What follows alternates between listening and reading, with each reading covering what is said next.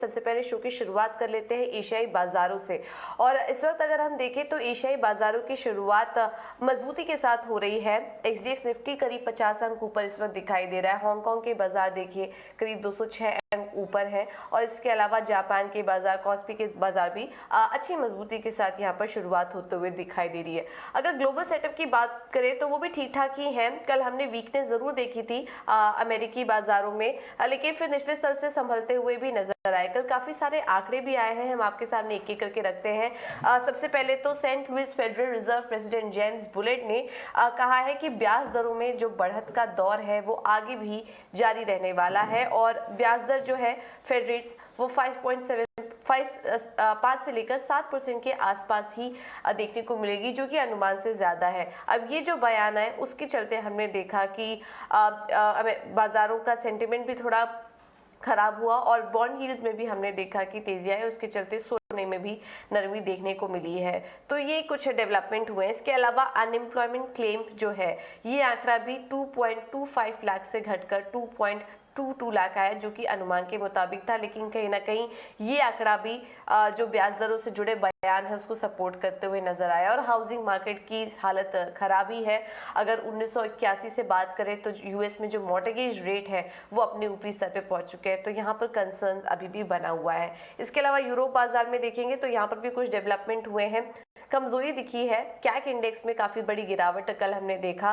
कुछ डेवलपमेंट्स हुए हैं यहाँ पर। यूके के वित्त मंत्री ने टैक्स में बढ़त और स्पेंडिंग में कटौती की घोषणा की है। साथ ही साथ $66 बिलियन का फिजिकल प्लान की भी घोषणा की है। उसके बाद हमने देखा कि यूरोप के बाजारों में भी हल्की नर्वसनेस दिखाई दी। और अन्य संकेतों पर नजर डालें तो फेड में का जो ब्याज दरों को लेकर बयान था उसका इम्पैक्ट नजर आया। बॉन्ड यील्ड्स में 3.78 पर है इस वक्त।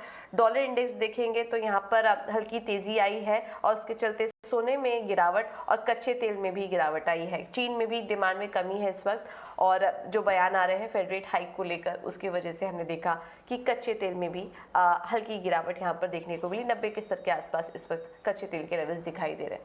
तो जो क्यूज मिल रहे हैं इस वक्त वो काफी मिले जुले हैं। फिलहाल एशियाई बाजारों की शुरुआत तो काफी मजबूत नजर आ रही है। चलिए अब आगे बढ़ते हैं। एक बात देख लेते हैं कि संस्थागत निवेशकों के आंकड़े कैसे थे। उसके बाद हम समझेंगे कि आज बाजार में रणनीति क्या अपनानी चाहिए। एफआईएस डीआईएस के आंकड़े अगर देखेंगे तो एफआईएस की तरफ से भी खरीदारी हुई है कैश मार्केट में करीब 618 करोड़ की। इसके बाद डीआईएस के आंकड़ों पर अगर देखेंगे तो यहाँ पर भी खरीदारी करके गए हैं। करीब 450 करोड़ की खरीदारी यहाँ पर डीआईएस की तरफ से देखने को मिली। इंडेक्स फ्यूचर में बिकवाली का आंकड़ा है 408 करोड़ का और इंडेक्स ऑप्शन में 6862 करोड़ की खरीदारी एफआईएस की तरफ से देखने को मिली। तो यहाँ से भी संकेत ठीक ठाक ही है।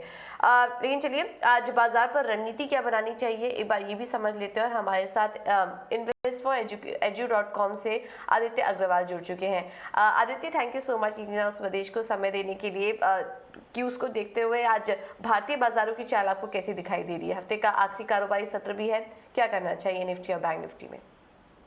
जी शुक्रिया शो पे बुलाने के लिए। Good morning. थोड़ा कंसोलिडेशन मार्केट में हमें देखने मिल रहा है। अच्छी तेजी के बाद निफ्टी बैंक निफ्टी दोनों में कंसोलिडेशन चल रहा है। एसजीएक्स निफ्टी क्योंकि पॉइंट कर रहा है एक गैप अप ओपनिंग के लिए, तो निफ्टी पे 18,450 का एक जो हर्डल है वो की रहेगा देखने के लिए ट्रेडर्स को। अगर वो क्रॉस करता है तो फिर फ्रेश तेजी हमें देखने मिलेगी। ऊपर में 18,550 18,600 का टारगेट रहेगा। नीचे 18,300 बहुत ही इंपॉर्टेंट सपोर्ट है। कल भी वहीं पे मार्केट रुका था। अगर वो ब्रेक करता है तो फिर थोड़ा प्रॉफिट बुकिंग हमें मार्केट में देखने मिल सकता है। तो 18,200 का डाउन साइड आएगा। So market at the moment एक रेंज में ट्रेड कर रहा है, नीचे की तरफ 18,300 और ऊपर की तरफ 18,450।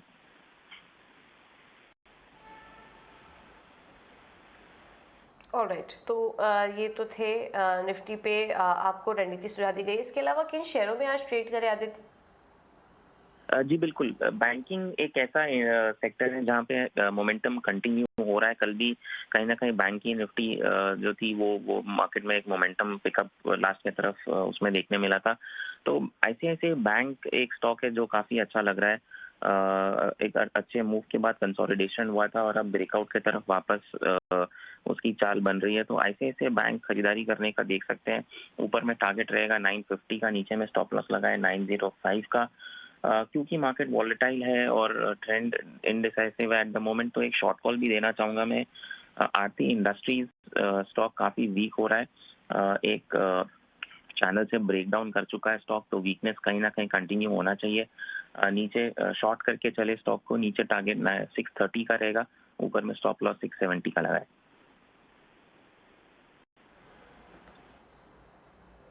Alright Aditya, thank you so much हमारे साथ जुड़ने के लिए और ये रणनीति सुझाने के लिए। तो बैंक निफ्टी में मोमेंटम अच्छा दिखाई दे रहा है इस वक्त। कल हमने हालांकि देखा था कि कमजोरी दिखी थी ऊपरी स्तरों से, लेकिन आप यहाँ पर खरीदारी करके चल सकते हैं। बैंकिंग स्टॉक आईसीआईसीआई बैंक में खरीदारी करने की राय आपको दी जा रही है। स्टॉप लॉस होगा 905 का और 950 के टारगेट्स के लिए आप यहाँ पर खरीदारी कर सकते हैं। वहीं आरती इंडस्ट्रीज में बिकवाली करने की राय, 670 का स्टॉप लॉस, टारगेट 630 का आपको आज के लिए सुझा रहे हैं।